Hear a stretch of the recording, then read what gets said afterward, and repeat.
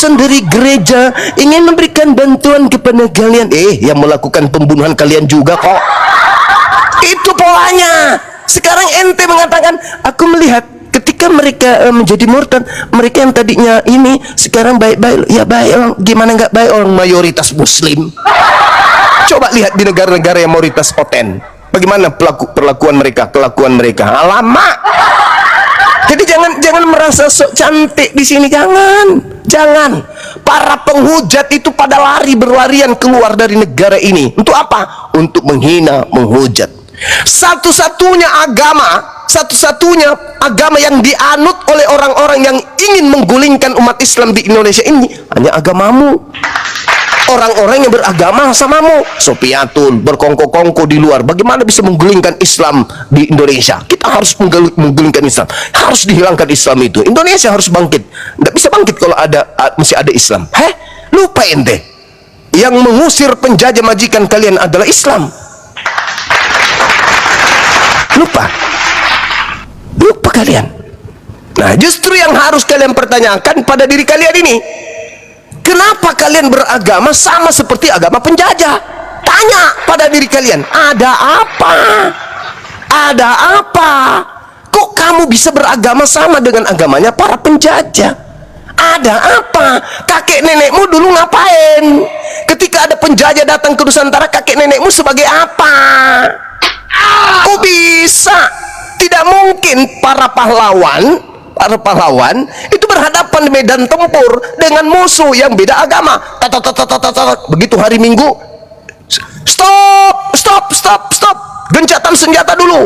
Ada apa paman? Kita mau ibadah.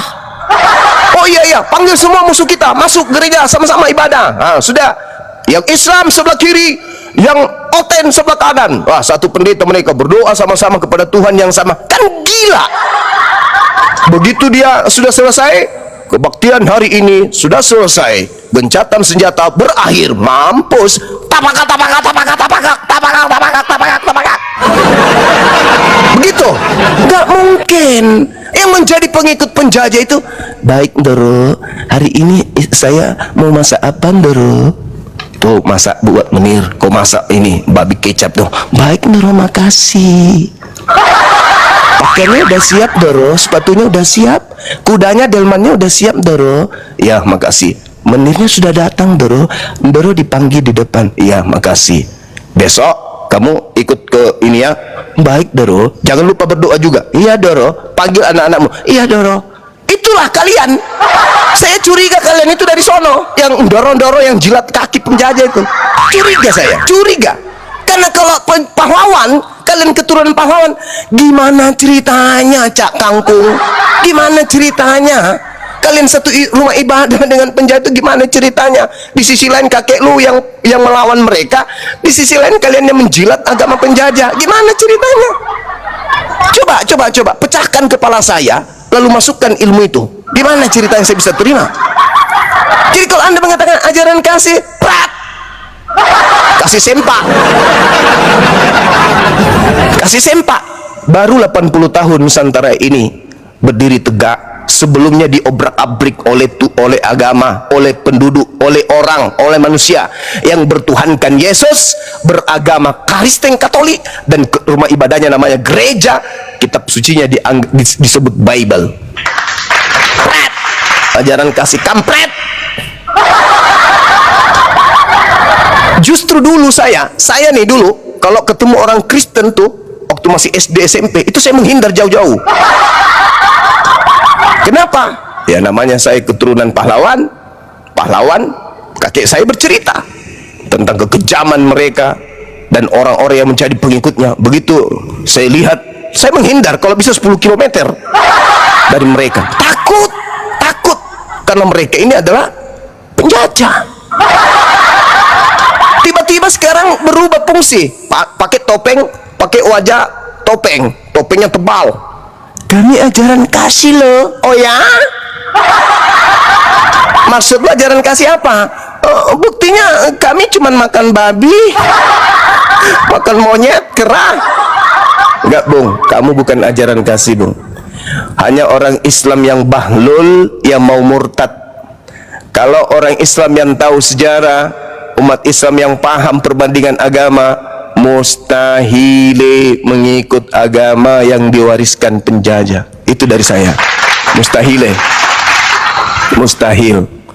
Mustahil. Kenapa para pelosok-pelosok ini mengikut agama penjajah? Mereka dalam tekanan penjajah, mereka berbisnis dengan penjajah, mereka punya perjanjian ekonomi dengan penjajah. Maka mereka daripada menyembah pohon, menyembah gunung, menyembah batu, menyembah sungai, maka mereka pindah ke agama penjajah supaya bisnis mereka lancar. Keturunannya kemana?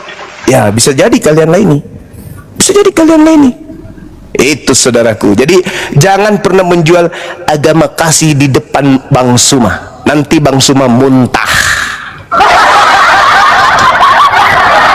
Wilayah kami wilayah jajahan, beratus tahun wilayah kami jadi wilayah jajahan Belanda. Kami tahu Belanda, kami tahu mereka-mereka yang menjadi konco-konconya, kami tahu siapa rekan bisnisnya, kami ngerti, kami paham. Jadi jangan dia pindah, setelah pindah ke Kristen, mereka kasih Tuhan aja mereka bunuh kok. Satu-satunya agama yang terkejam di atas muka bumi ini adalah agama Anda. Kenapa? Pencipta langit dan bumi diajarkan dibunuh. Jadi kalau pencipta aja kalian bisa bunuh, bagaimana orang lain? Dan ingat Bung, simbol agamamu itu adalah kayu palang. Apa kayu palang itu? Tempat penyiksaan. Kayu palang itu tempat penganiayaan. Kayu palang itu tempat pembunuhan. Bagaimana mungkin agama yang memiliki simbol yang sangat sangar, menakutkan dan mengenaskan itu membalut diri dengan ajaran kasih? Halilintar. Kalian dengan pede menggantung kalung salib di leher. Kau ngerti nggak salib itu apa? Lambang kutukan, lambang penganiayaan, tempat tersadis di atas muka bumi ini. Kenapa? Tempat itulah Tuhan pernah dibunuh.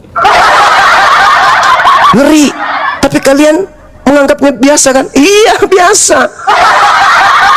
Biasa. Menurut kalian, kami melihat salib itu lebih takut daripada melihat setan. Kenapa? Salib itu tempatnya Tuhan dulu pernah dibunuh katanya. Tuhan loh. Tuhan pernah dibunuh di situ. Secara sadis Tuhan pernah ditampar, diludahin, diseret, ditonjok, ditombak, ditelanjangin, digantung, dibunuh. Lalu dengan bangganya salib ajaran kasih. Gak salah itu? Hah? Gak salah? Salib ajaran kasih? Hah? Ketika kau melihat menara gereja ada tanda salib, kau katakan ini adalah rumah yang melegalkan kemudian simbol pembunuhan terhadap Tuhan sendiri. Kejam itu. Kau lihat enggak itu yang di atas menara gedung itu? Apa itu? Itu berbentuk cross, berbentuk salib. Apa itu Bang? Itu adalah tempat penyiksaan yang paling sadis dan paling ganas. Kok bisa? Emang apa yang disalib? Tuhan. Tuhan pernah digantung di situ. Tuhan pencipta alam semesta ini pernah digantung di situ, ditombak, diludahin, diminumkan racun. Hah? Serius itu? Serius. Tapi kok mereka bangga? Nah itu dia penyesat itu, kata Yesus di dalam Matius 24 nomor 15. Dia katakan pembinasa keji itu duduk di tempat yang kudus seperti yang dinubuatkan oleh Daniel. Dia memutarbalikkan hukum Tuhan. Dia kemudian membatalkan perintah Tuhan. Dia membatalkan hukum korban binatang menjadi korban binatang. Menjadi korban apa? Korban apa? Korban Tuhan. Melihat simbol agama Anda saja, orang yang berakal sehat dan tahu sejarah dan mengerti perbandingan agama merinding lari sekencang-kencangnya. Saya kalau jadi Anda malu memakai simbol itu. Kenapa? Simbol itu adalah simbol yang paling ganas di atas muka bumi ini. Paling ganas. Kalau kursi listrik untuk eksekusi tidak masalah. Kalau dianggap sebagai senapan panjang atau pistol, wah itu kebanggaan. Tapi ini bentuk cross itu apa? Itu apa itu bentuk cross itu? Sebelah kiri tangan kiri, sebelah kanan adalah tangan kanan, paling atas kepala Tuhan, ke bawah kaki Tuhan. Ngapain? Dia niaya, bos. Dia niaya. Tuhannya di situ, ada semuanya, segala penyiksaan ada di situ. Jadi bagaimana mungkin dikatakan kasih? Lambangnya aja lambang penyiksaan, lambangnya aja itu menggunakan tempat penyiksaan, lambangnya aja tempat pembunuhan. Bagaimana mau dikatakan kasih? Hah? Kamu agamamu kasih, ya, lambangnya apa? Salib. Apa itu salib? Tempat penyiksaan Tuhan. Tuhan yang disiksa, bukan manusia, bukan penjahat, tapi Tuhannya mereka siksa. Jadi kalau orang-orang yang Tuhannya disiksa lalu kemudian bermuka manis kepada kita, lemparin teh sapi, palsu itu, palsu. Tuhan aja mereka lumat kok, apalagi kita. Palsu itu. Mereka bermanis-manis mungkin karena mereka minoritas. Tunggu, kalau mereka menjadi mayoritas, sudahlah, Tuhan aja dibunuh. Sekiranya begitu, Bung. Jadi tinggalkan narasi-narasi, apalagi kalau sama saya, mereka murtad, mereka kasih pret. Sekali lagi pret. Pret.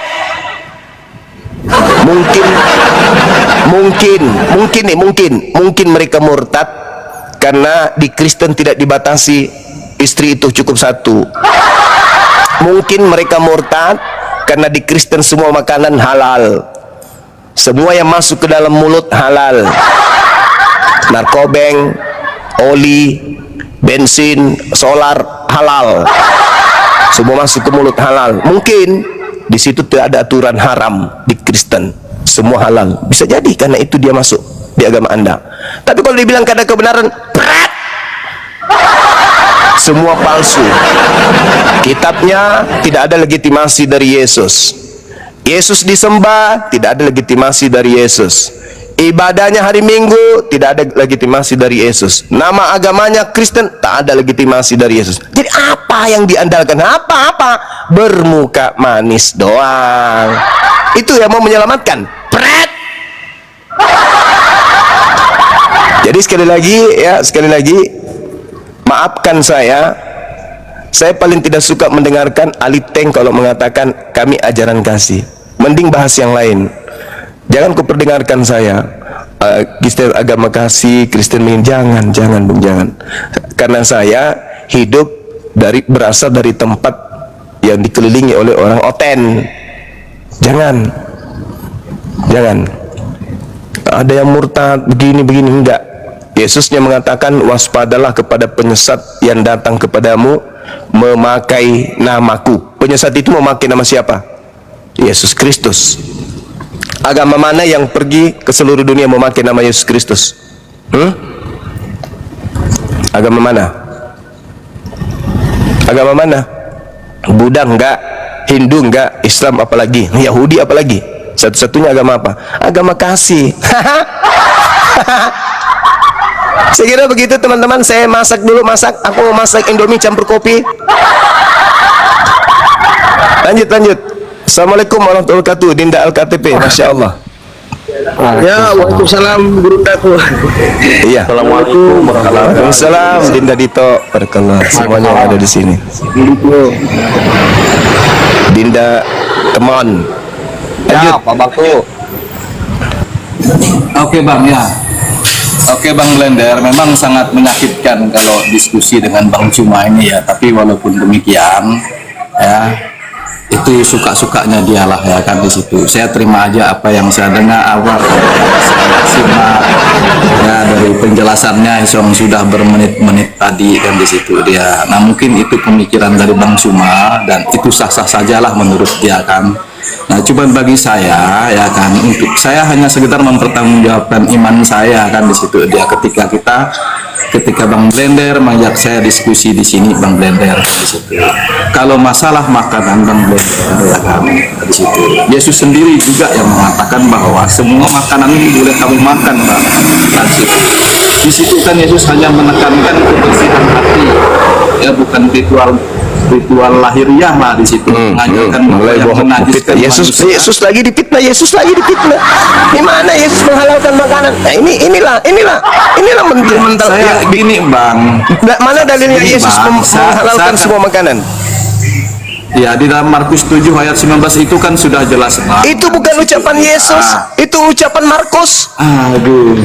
Lah, dengan Itu yang demikian, ditulis oleh- Yesus telah menghalalkan segala makanan. Itu ucapan siapa? Ya itu ucapan Yesus yang ditulis oleh Ya. Markus bang, kan di situ dia. Masolang generasi. Markus. Itu ucapan Markus. Sedangkan Markus itu murid Paulus. Alamak. Alamak. Tapi kan yang itu kan sesuai dengan peristiwa bang kan di situ. Ya, lalu saya mau diskusi dengan abang nggak percaya sama sekali dengan apa yang disampaikan oleh Bukan. Yesus. Saya menolong Anda supaya Anda itu belajar. Saya keras tapi saya mengajarkan kebenaran. Daripada saya berlembut-lembut tapi menyesatkan, mending saya keras. Anda memfitnah Yesus dengan mengatakan Yesus menghalalkan segala makanan. Ingat, Yesus dalam Matius 5 nomor 19, barang siapa yang meniadakan setitik pun dari hukum Taurat, meskipun yang paling terkecil, lalu mengajarkan kepada orang lain, dia akan menempati neraka. Ente di sini tanpa rasa malu, tanpa ada beban, dengan berani mengatakan Yesus telah menghalalkan segala makanan. No, bullshit, itu penipuan, itu fitnah. Lukas 16:17 kata Yesus, lebih mudah langit dan bumi lenyap daripada setitik dari hukum Taurat itu dibatalkan. Kata Yesus. Jangan kau fitnah Yesus bang. Dia manusia murni, dia manusia yang menerima firman Tuhan mengajarkan keselamatan. Jangan kau fitnah hanya karena nafsu kekristenanmu. Mungkin yang menghalalkan seluruh makanan itu Yesus yang keluar dari kubur, mungkin. Tapi kalau Yesusnya Yahudi yang datang mengajarkan Taurat kepada mereka, dia berpesan dalam Matius 23 nomor 1 nomor 2, apa kata Yesus? Orang Farisi, ahli Taurat, telah menduduki kursi Musa.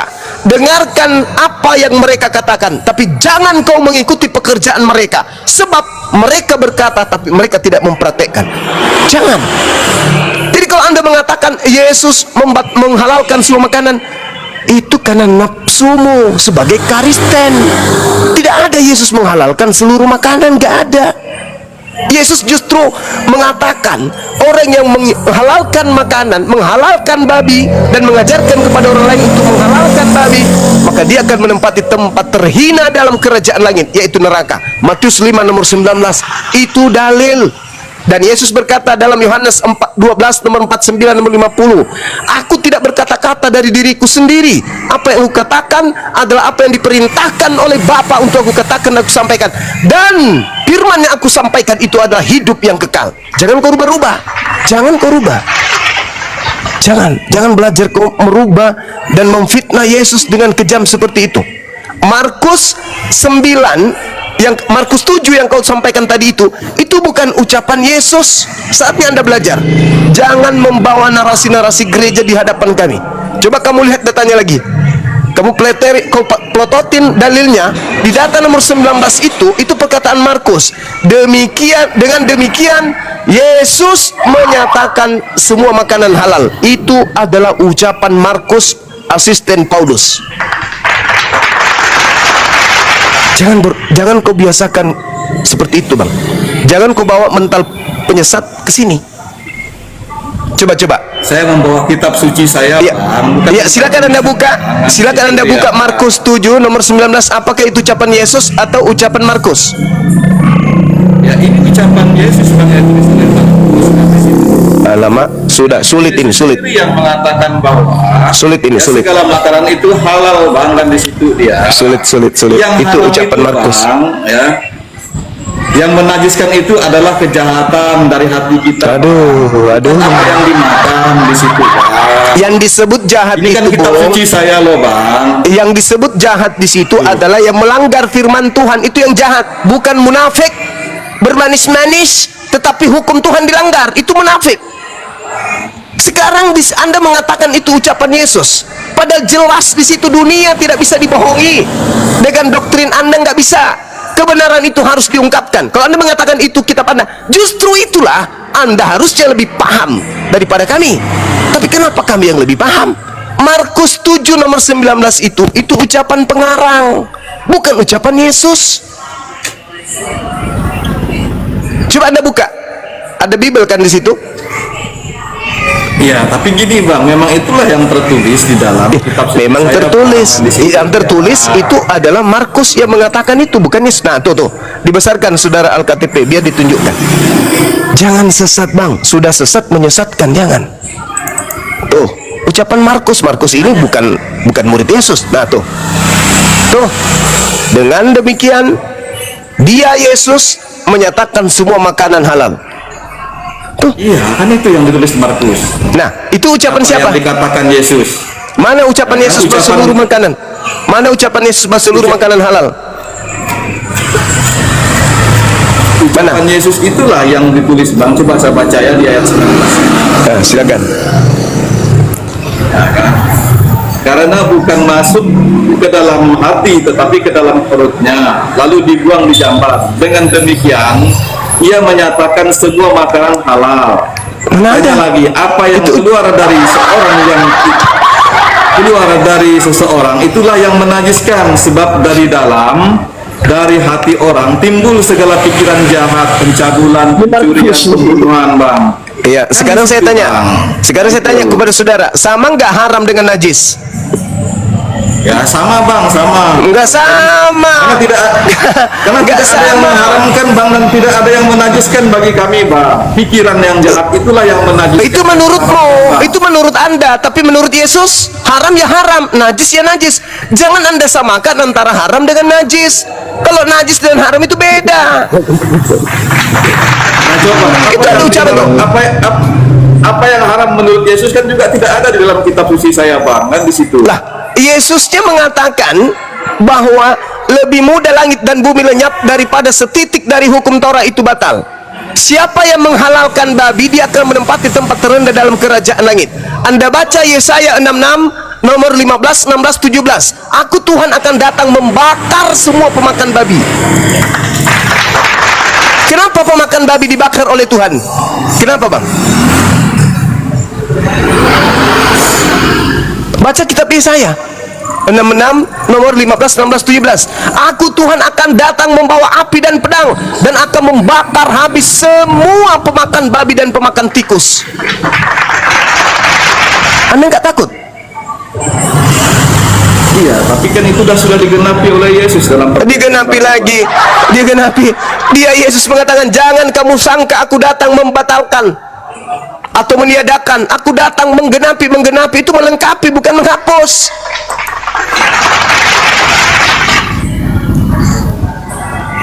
Aku akan datang membakar semua pemakan babi dengan api. Ada dalil. Anda lebih percaya kepada Paulus yang bertemu dengan Kristus, yang tadi itu palsu. Kan udah aku bilang, dia akan menyesatkan banyak orang. Nah, yang dibutuhkan sekarang ini kesadaran Anda. Kesadaran Anda yang kita butuhkan. Jangan doktrin. Itu doktrin itu. Anda mengatakan Yesus mengajarkan makan segala makanan. Itu doktrin. Nah, tuh.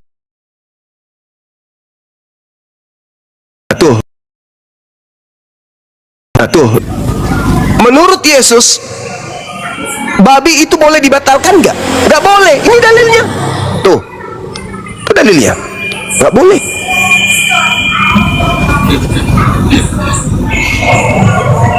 Di mana babi itu? Yesus sendiri Bang, selama dia hidup, dia tidak pernah juga mengatakan babi itu haram, kan di situ. Astagfirullahaladzim, ya Allah ya Karim. Di mana dalam perjanjian baru Bang Yesus mengatakan babi itu tidak boleh dimakan Bang? Saya perlihatkan data Yohanes 14 nomor 31. Apa ucapan Yesus di sana? Yesus yang mengatakan begini, akan tetapi dunia harus tahu bahwa aku mengasihi Bapa, dan bahwa aku melakukan segala sesuatu seperti yang diperintahkan Bapa kepadaku. Apa yang diperintahkan Bapa kepada Yesus? Halal babi atau haram babi? Iya, itu kan memang perintahnya di dalam perjanjian lama, tapi dalam perjanjian baru itu kan sudah digenapi. Sekarang Di situ perjanjian baru seperti ini, yang mengatakan tadi, saudara, yang mengatakan perjanjian baru ini firman siapa?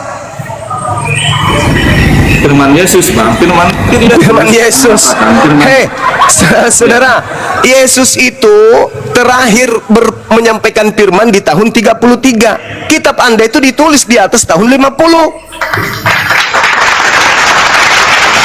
Mereka menuliskan kesaksian orang yang mereka kumpulkan, sementara Yesus terakhir mengajar tahun 33. Segala firman yang engkau berikan kepadaku telah aku sampaikan kepada mereka, dan mereka telah menerimanya, dan mereka percaya bahwa engkaulah yang telah mengutus aku. Nah, mana Markus? Mana Lukas? Mana Paulus? Dari mana mereka mendapatkan ilmu itu? Sementara Yesus sudah menyelesaikan pengajarannya di tahun 33. Mereka menulis nanti di atas, kalau Lukas menulis di tahun 62. Kapan Yesus datang kepada mereka? Yesus terangkat tahun 33. Siapa yang mengajarkan mereka data-data itu yang Anda imani sebagai kitab suci? itu kan yang sudah diajarkan oleh Yesus kan di situ. Di mana Walaupun- abangku? Yesus tadi kan saya sudah katakan, Yesus nanti datang setelah dia terangkat ke bumi, ketika dia diikuti tanda-tanda. Kalau bukan Yesus yang datang, tanda-tanda itu tidak ada. Yang datang penyesat. Waspadalah kepada penyesat yang datang kepadamu memakai namaku. Berarti ada Yesus yang datang tapi penyesat, palsu. Nah, Anda mengatakan mereka menuliskan dari firman Yesus. Yesus yang mana? Yesus yang asli sudah tamat ajarannya sebelum dia terangkat ke langit. Segala firman yang engkau berikan telah aku sampaikan kepada mereka, dan mereka telah menerimanya. Telah, berarti nggak ada lagi. Nggak ada lagi ucapan dari Yesus, nggak ada lagi. Iya, Yang datang udah selesai ya. Udah selesai. Udah tamat. Ada nggak? Kan di situ. Cuma itu yang selesai dan tamat itu dituliskan, Bang, supaya kami ini tahu gitu, Bang. Aduh, Kan di situ dia. aduh. Yesus Ya, kalau nggak itu dituliskan, Yesus itu, saudara, Yesus itu terakhir menyampaikan sabda di tahun 33. Kitab Anda itu ditulis di atas tahun 50. Galatia tahun 52. Lukas tahun 60, Lukas tahun 62. Kisah para rasul tidak diketahui kapan ditulis. Yohanes ditulis tahun 90 sampai seterusnya. Ada yang mengatakan tahun 40. Nah, sekarang permasalahannya antara Yesus terangkat ke langit tahun 33 lalu ditulis tahun 60-an, bahkan ada yang ditulis tahun 90-an sampai 110.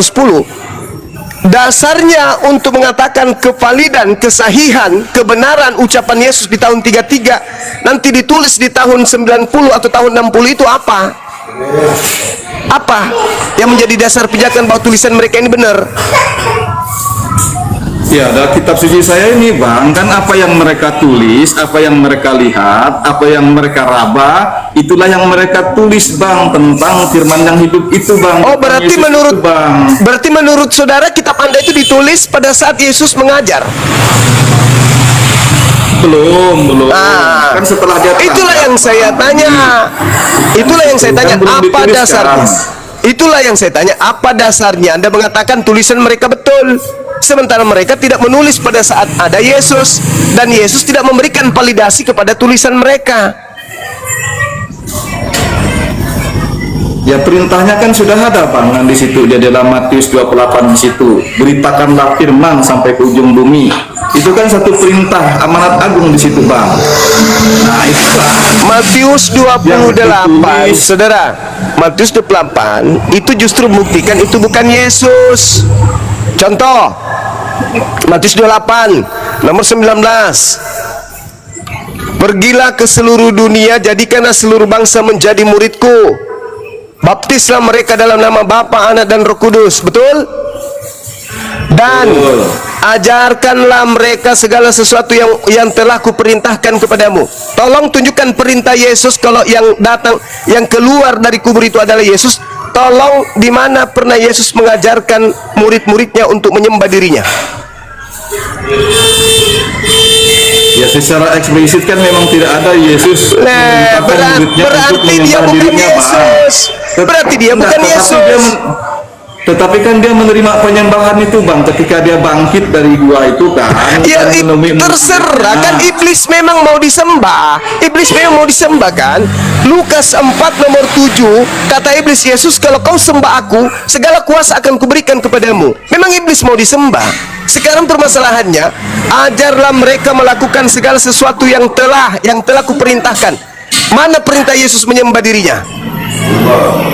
Enggak ada. Berarti ini bukan Yesus. Mana perintah Yesus agar manusia kemudian makan babi? Ada? Enggak ada. Berarti ini bukan Yesus. Berarti yang memerintahkan kalian ibadah minggu ini bukan Yesus asli. Karena Yesus yang asli tidak pernah memerintahkan untuk ibadah hari Minggu. Ajarlah mereka melakukan segala sesuatu yang telah aku perintahkan kepada kalian. Kalau aku Yesus asli, berarti aku sudah pernah memerintahkan ibadah minggu. Mana? Buktikan. Yesus asli memerintahkan ibadah minggu. Ada? Enggak ada. Berarti yang memerintahkan ibadah minggu itu Yesus lain. Silakan Al-KTP, silakan Dek, silakan. Kayaknya saudara kita ini mumet kalau dengan saya, dia tidak paham. Silakan.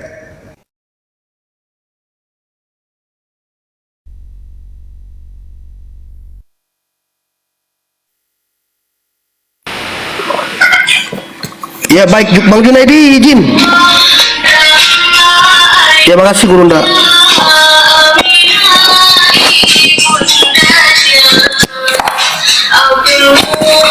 Saya rasa apa yang disampaikan Gurunda Bang Zuma udah musik.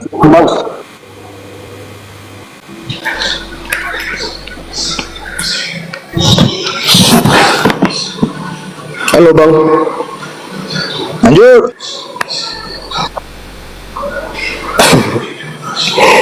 Bang Junaidi. Oh enggak dengar dia soalnya Bang Blender. Ya tadi permir leko.